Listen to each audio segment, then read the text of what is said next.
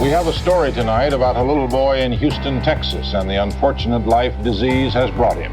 He is known only as Baby David. In the early 1970s, an unusual boy captivated the nation. He cannot leave his plastic bubble. Since birth, David has never touched another human being. The case provoked an ethical catch-22. What about the day he says, I want out of here, and you can't let him out? And eventually turned a little boy's tragedy into a cultural touchstone. What would happen if I left now? But decades later, David's story is not over. Instead, it continues to resonate and unfold in remarkable ways. The story of David had a beginning, had a middle, but there is really no end, and that is because of David's legacy.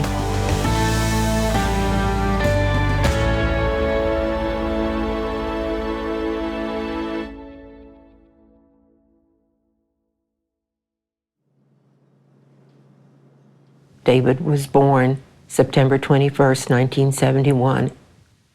I heard the first sounds of life, and he was placed in an isolator in a bubble that was a few feet from me.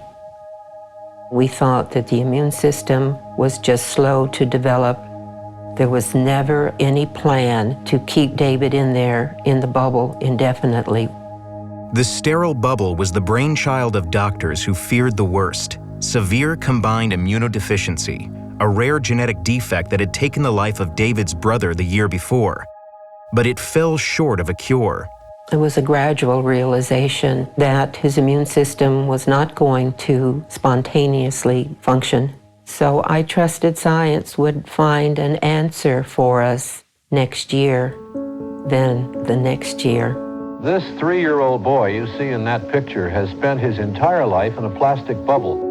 To expose him to the air would be to kill him. His food, clothes, and toys have to be sterilized and placed inside the bubble with sterile rubber gloves.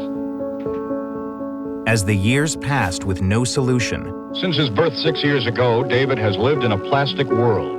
America tuned in to watch the milestones of his curious life unfold. The scientists who sent men to the moon have achieved another first. They have found a way to open up the world of a small Houston boy who has spent his life inside a sterile bubble. That he was excited by his newfound freedom is obvious from the NASA film. David wanted to do everything. I think the best portrayal of his reaction is when he held up his hands, the fascination of seeing his hands in the small gloves for the first time. Now it is possible for him to play catch with his sister and dream of even more. The nightly news was just the start. Soon, his story took on a life of its own. John Travolta is the boy in the plastic bubble. David was unique, and people pay attention to things that are unique. When he was about 9 years old, he looked at me and he said, "Well, I'm a star. I don't have to clean my bubble." And I thought he meant like a star in heaven. And I said, "Oh, yes, you are, because you light up my life." And he said, "Well, not that kind of star. I'm famous." But David's predicament brought him more than fame. Certain things would filter back about the ethics involved in keeping a boy in this germ-free environment. What about the day he says, I want out of here, and you can't let him out? I'm not sure that the quality of life which has been created for David is going to very long be a desirable one for him. To keep a child isolated, unable to touch or feel or smell or enjoy sounds cruel, perhaps. What did they expect us to do? Take David out of the bubble, which would have been certain death? Tell me the letters. I. Okay. P. Okay. O. P. I try to do my best in sports. I know you do. We all knew that a day would come when a decision would have to be made, either in or out. Everybody knew that this isolator system just couldn't continue forever. David had grown into an adolescent without a clear road forward. But medical advances were cause for hope. They were having success with bone marrow transplant from an unmatched donor. Everything seemed to come into play. He would be free, or we would go back to square one. At 3 a.m., David did receive a bone marrow transplant administered by Dr. Shira The new bone marrow, which comes from his sister, could spur his body into developing an immune system. Everything was just fine. His blood pressure stayed good. There was nothing different, except New Year's Eve. There was an elevation in temperature, and the next day it elevated again. Today, David has been removed from his bubble for the first time in his life.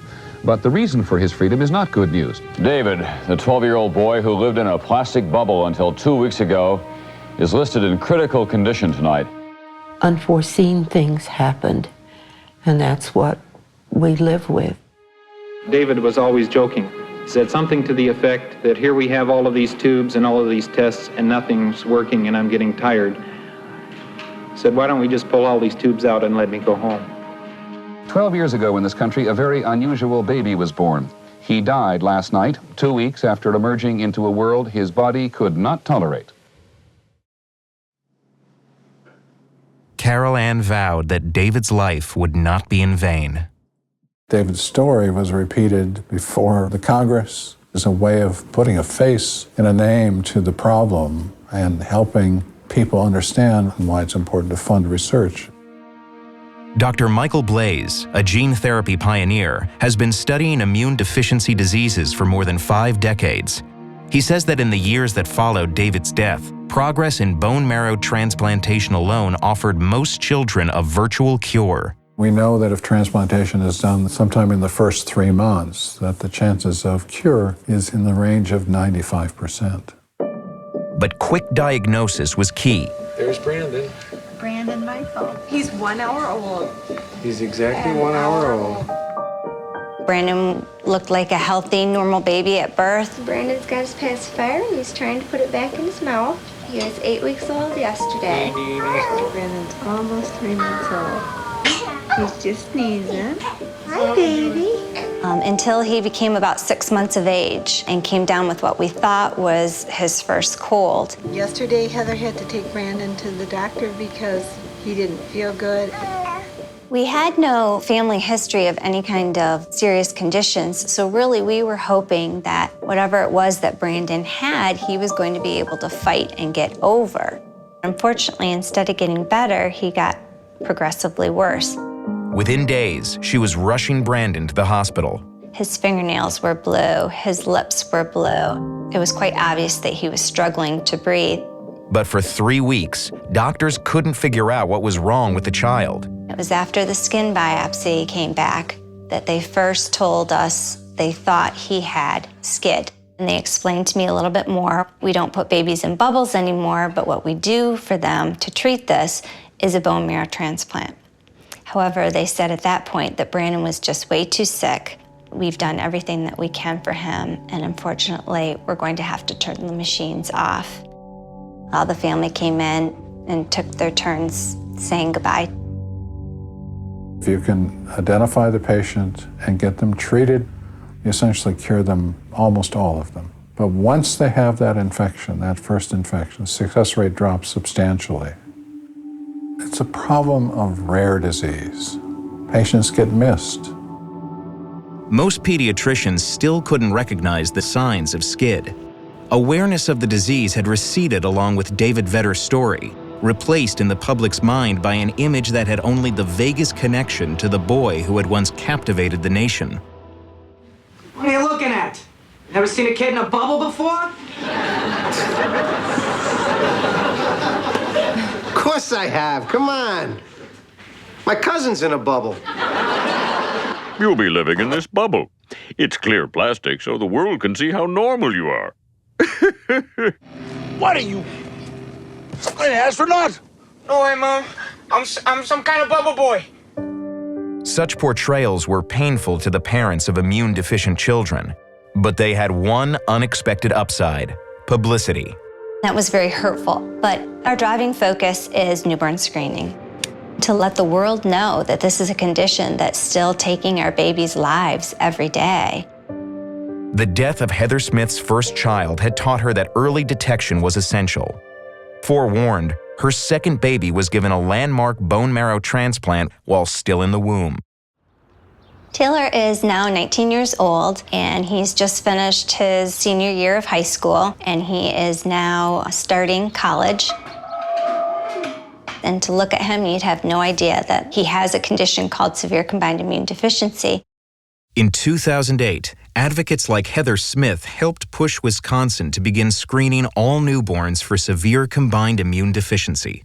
In fits and starts, other states followed suit, leading to the realization that this genetic defect was more common than generally thought.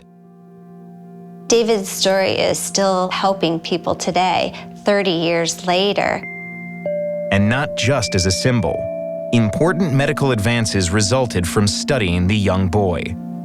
From the discovery of the damaged gene that causes the most common form of SCID to another, darker revelation. The little Houston boy provided a vital missing link between a common viral infection and the development of cancer. The final tragedy of David's life was that the transplant had initially worked. But within the transplanted marrow, a dormant Epstein-Barr virus lay hidden. It awoke when transferred into David's immune-compromised body, triggering a deadly cancer. This was the first time such a phenomenon had been observed. The Epstein-Barr had given David lymphoma and had overwhelmed his body, and eventually his heart gave out.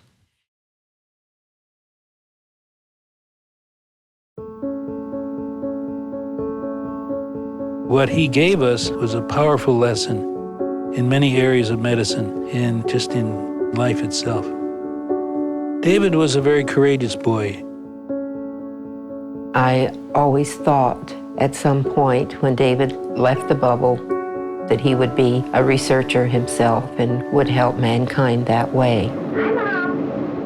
It turned out that he is helping mankind, but in a different way.